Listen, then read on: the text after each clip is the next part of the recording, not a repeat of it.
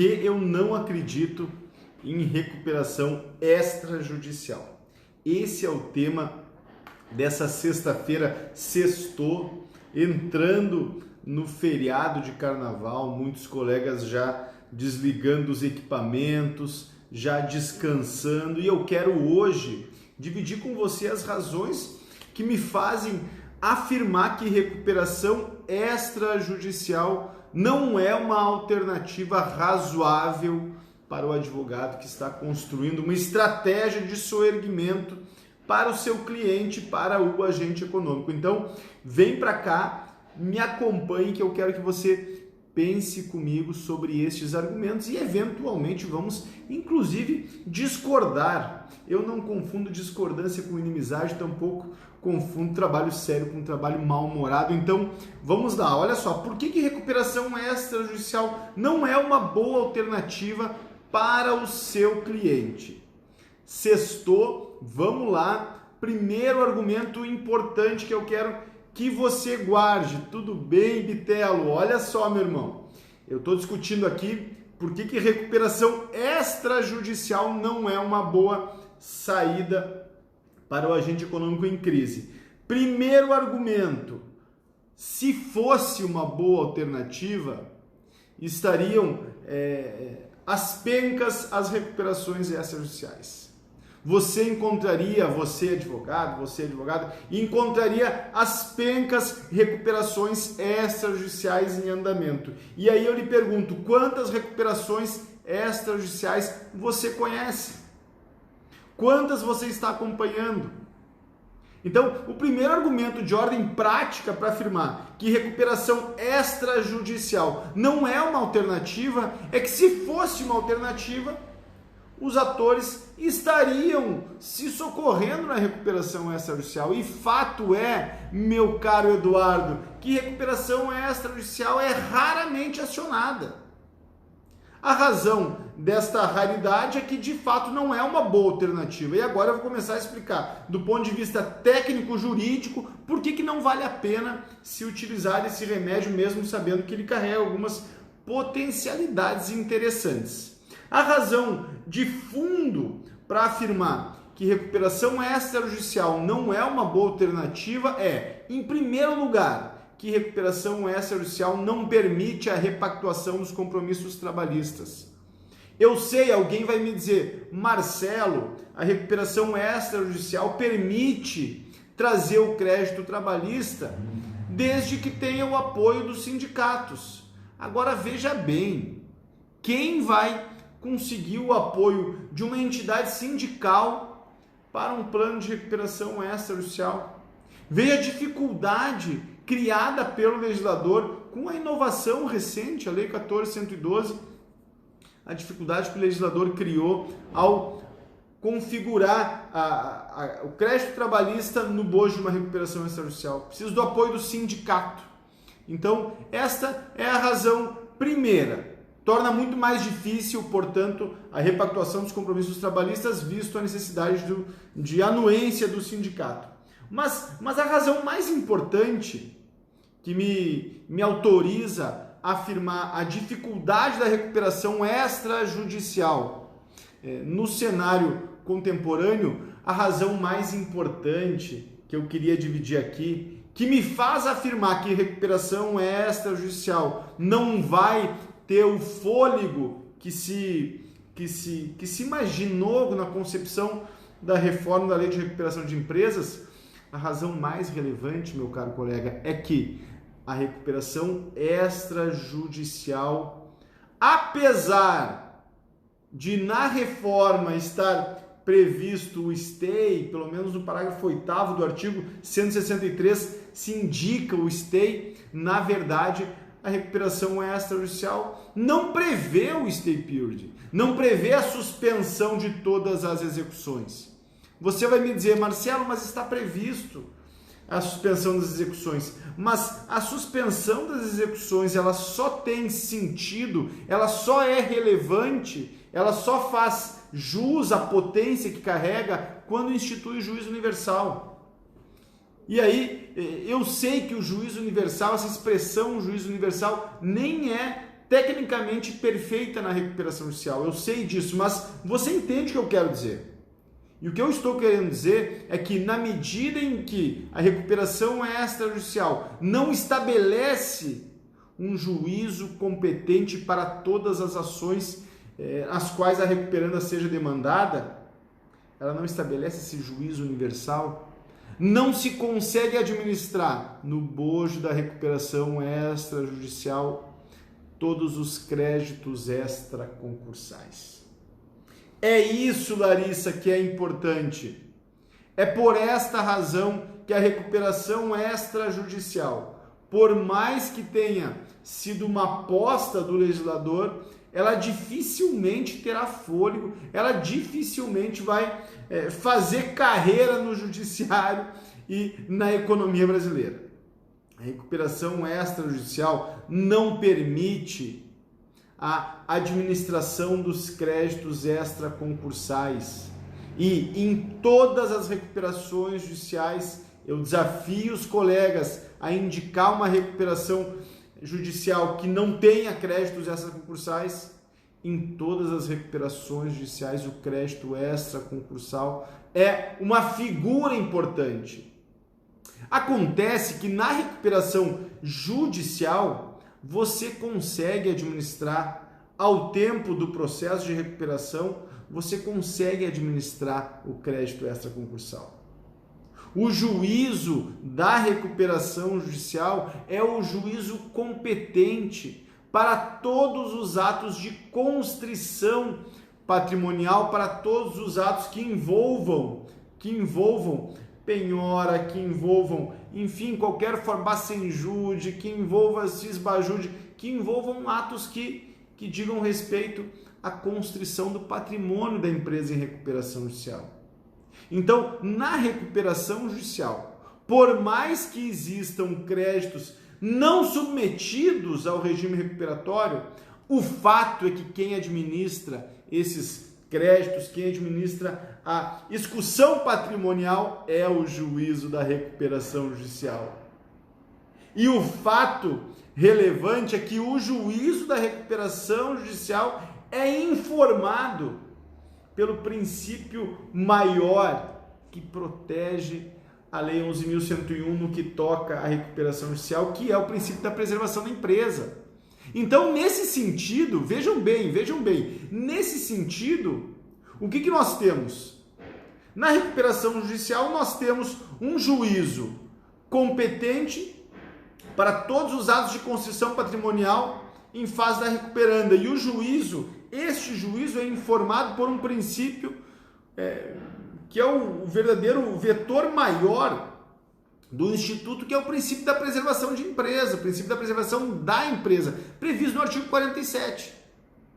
Isso significa que o juízo da recuperação vai envidar, nos limites da lei, vai envidar os melhores esforços no limite da Lei 11.101 para obter êxito na estratégia do seu erguimento.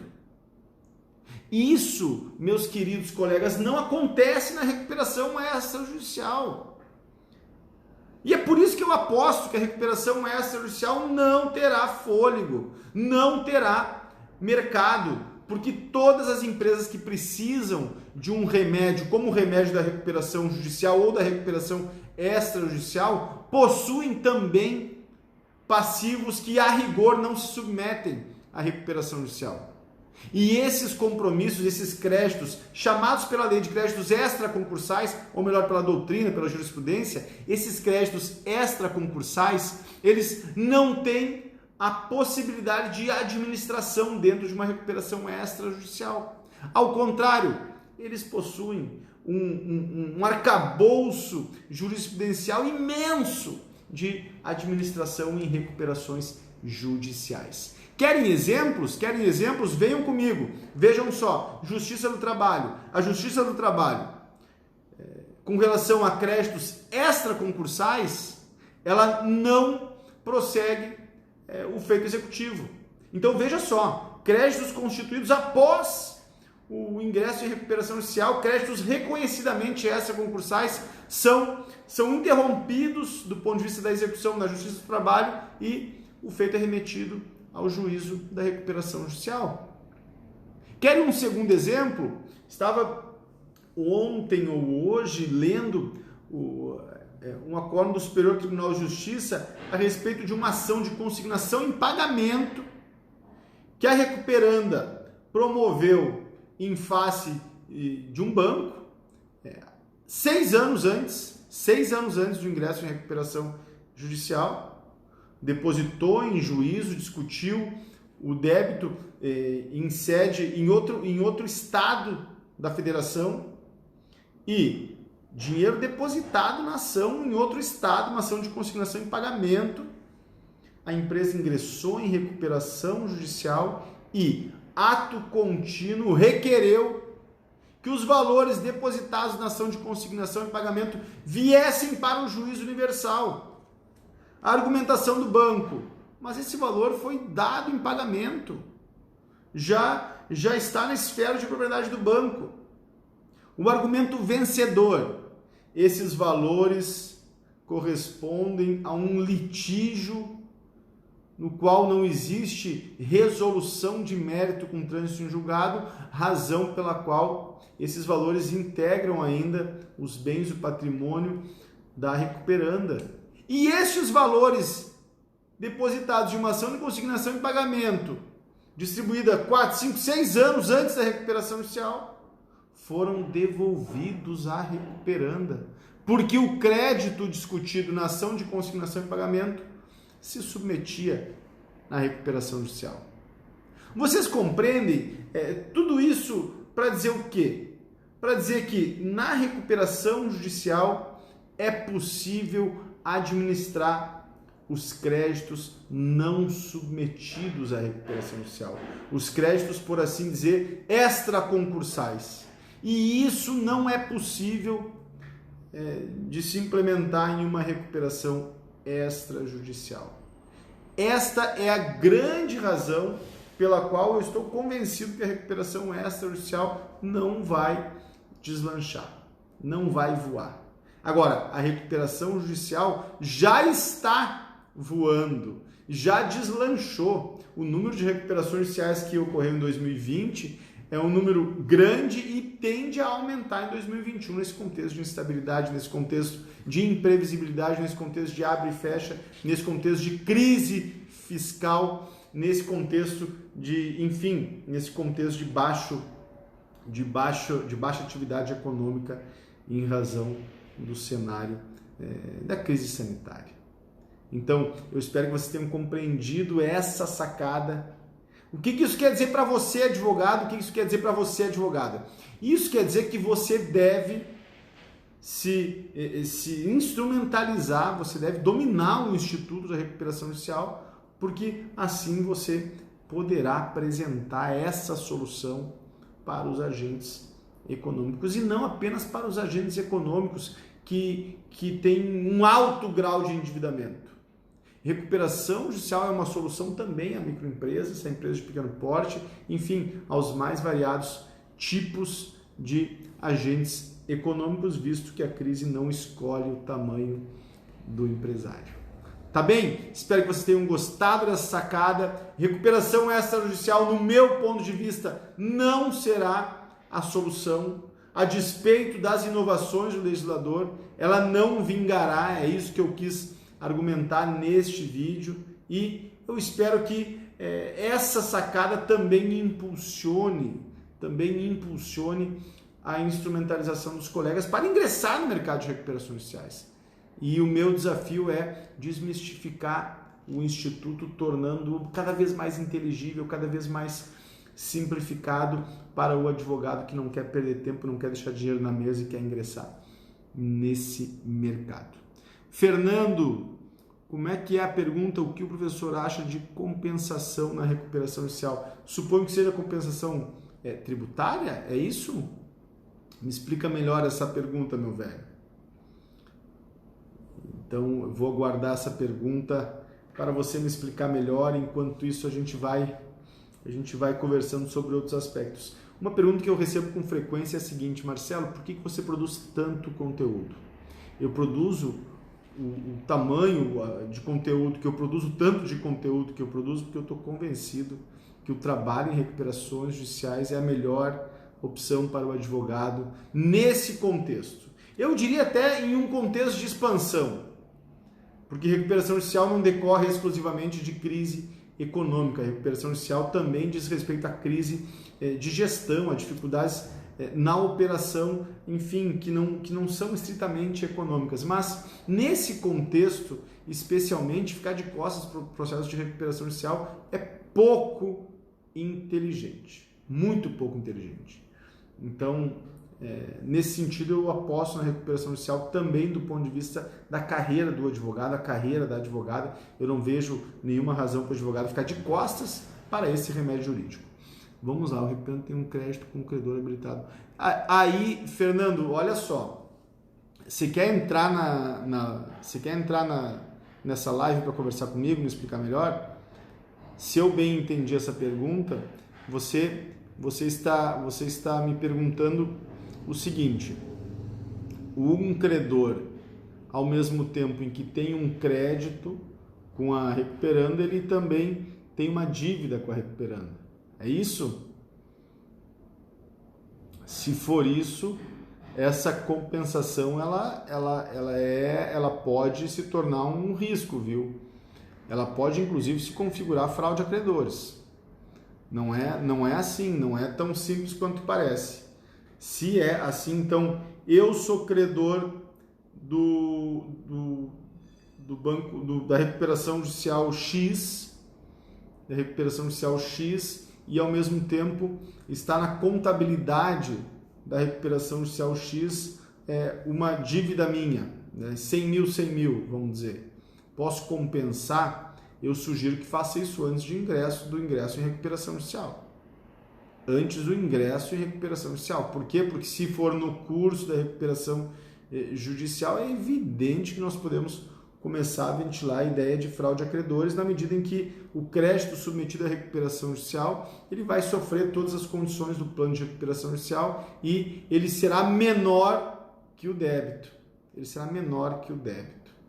Então, um pouco de cuidado, porque nesses casos,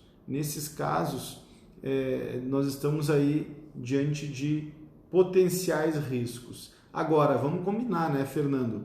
Do ponto de vista estritamente moral, do ponto de vista do senso médio de justiça, soa quase ofensivo o sujeito titularizar um crédito diante de uma empresa e ter um débito e não poder compensá-lo, né? Então, claro que talvez essas decisões que você encontrou, Fernando, nos tribunais de justiça, especialmente no TJ de São Paulo, denotem um pouco essa leitura, uma leitura um pouco vinculada à boa-fé, um pouco vinculada à lealdade, inclusive processual.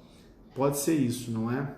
Mas, então, fechando aqui, a sacada hoje era a recuperação extrajudicial. Espero que vocês tenham entendido a sacada. Grande abraço. Sextou, né? Sextou, estamos chegando aí no feriado do carnaval, mas bom para quem vai fazer feriado, bom também para quem vai esquentar os motores, aquecer os motores, porque o mercado está pedindo.